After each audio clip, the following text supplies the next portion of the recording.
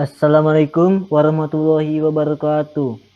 Kami dari kelompok 6 akan mempresentasikan respon bangsa Indonesia terhadap imperialisme dan kolonialisme dalam bidang sosial budaya.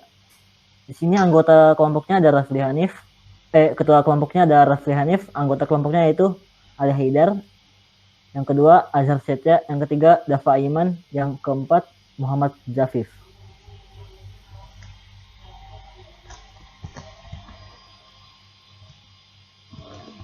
Pengertian kolonialisme. Kolonialisme adalah pengembangan adidaya atau kekuasaan suatu negara terhadap wilayah lain di luar negaranya sendiri, baik dari segi wilayah maupun rakyatnya di wilayah tersebut. Biasanya dilakukan untuk mengeksploitasi sumber daya, tenaga kerja, dan pasar ekonomi dari wilayah tersebut.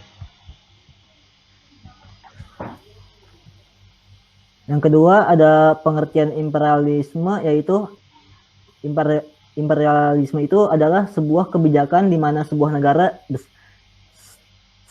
besar yang dapat memegang kendali atau pemerintahan atas daerah lain agar negara itu bisa dipelihara atau berkembang.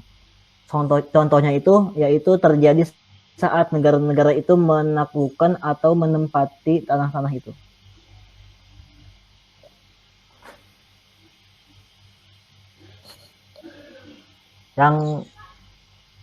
Yang ketiga yaitu respon Indonesia terhadap bidang sosial budaya. Respon bangsa Indonesia terhadap kolonialisme dan imperialisme dalam bidang sosial budaya yaitu yang ke-1, surat kabar. Adanya surat kabar di Indonesia diperkenalkan oleh bangsa Belanda pada tahun 1659. Surat kabar itu pertama bernama Batavia Korn, dan surat kabar itu memiliki tujuan untuk menyebarkan informasi.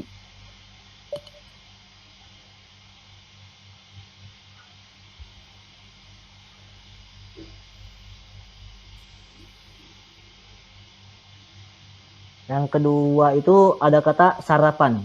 Pada saat Belanda menjajah Indonesia, sedikit banyak bahasa Belanda yang menjadi kata sarapan di Indonesia. Misalnya yaitu kata kantor, yang awalnya dari bahasa Belanda adalah kantor. Double O. Yang ketiga yaitu adanya kasta antar golongan.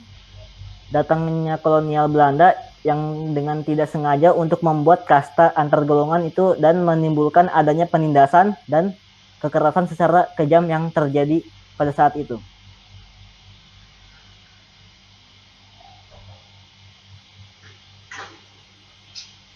Dampak kolonialisme dan imperialisme di bidang sosial. Dalam bidang sosial, praktik kolonialisme dan imperialisme di Indonesia membawa dampak antara lain sebagai berikut.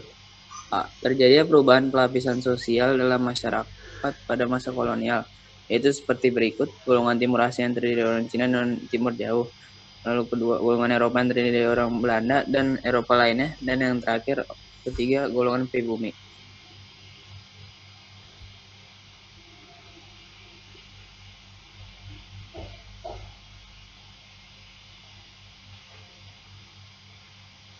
Lalu B. Terjadinya mobilitas sosial dengan adanya gelombang transmigrasi, terutama untuk memenuhi tenaga-tenaga di perkebunan yang dibuka Belanda di luar Jawa. Dan yang terakhir C. Muncul golongan buruh dan golongan majikan yang muncul karena berdirinya pabrik-pabrik dan perusahaan sehingga pekerjaan masyarakat menjadi dinamis.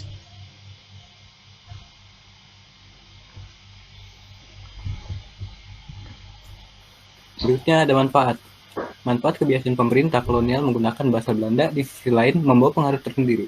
Sedikit banyak kita punya bahasa serapan yang berasal dari bahasa Belanda, kantor yang berasal dari kata kantor, dan koran yang berasal dari kata keran. Manfaat lain dari Belanda ada pada karya sastra kita. Belanda yang memperkenalkan surat kabar pada tahun 1659 tentu membantu dalam penyebaran informasi. Bahkan, penyebaran Katolik dan Protestan dapat ditemui di koran.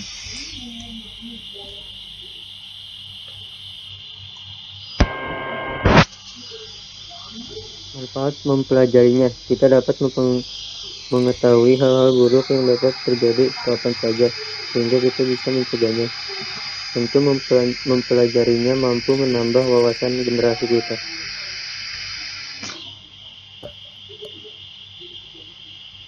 Ya, sekian dari kelompok kami. Wassalamualaikum warahmatullahi wabarakatuh.